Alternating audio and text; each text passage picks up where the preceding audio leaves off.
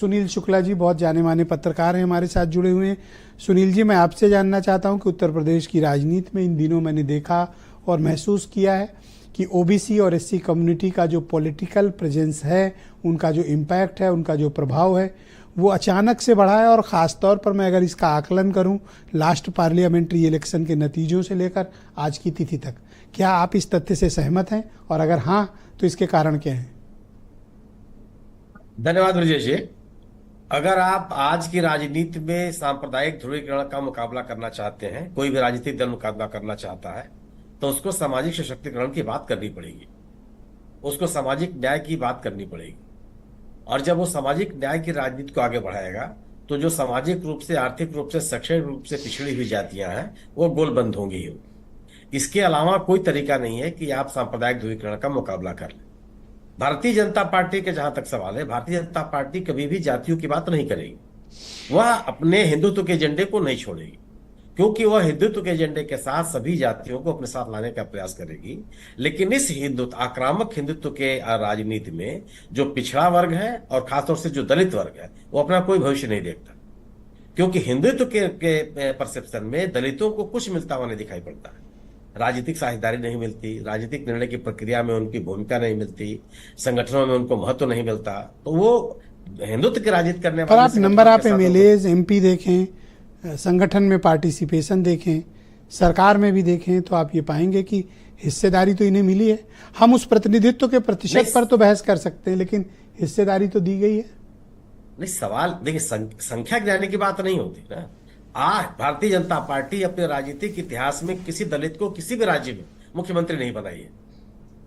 Bharatiya Janata party अपने जनसंघ से लेकर के भारतीय जनता पार्टी के इतिहास में, मैं बंगारू लक्ष्मण साहब को छोड़ करके, उनकी भी क्या स्थिति हुई आपके सामने है, किसी दलित को पार्टी का अध्यक्ष नहीं बनाया। सवाल ये नहीं कि आप संख्या गिना दीजिए, मेरा सवाल है कि आप उनके प्रतिनिधित्व के साथ साथ राजनीतिक निर्णय की प्रक्रिया में कितना महत्व देते हैं, उनके सामाजिक सशक्तिकरण के लिए आप क्या हिंदुत्व की काट है पीडीए, जो इस कारण आप देख रहे होंगे कि जो 37 सीटें समाजवादी पार्टी ने जीती मेंबर ऑफ पार्लियामेंट की लोकसभा में, और 6 कांग्रेस, उसने बीजेपी को इस नैरेटिव की तरफ लौटने को मजबूर किया कि पिछड़ा और दलितों के बिना वो सत्ता पे नहीं पहुंच पाएंगे। नहीं, पिछड़ों के साथ तो भारतीय जनता पार्टी आप मध्य प्रदेश की राजनीति को देख लीजिए।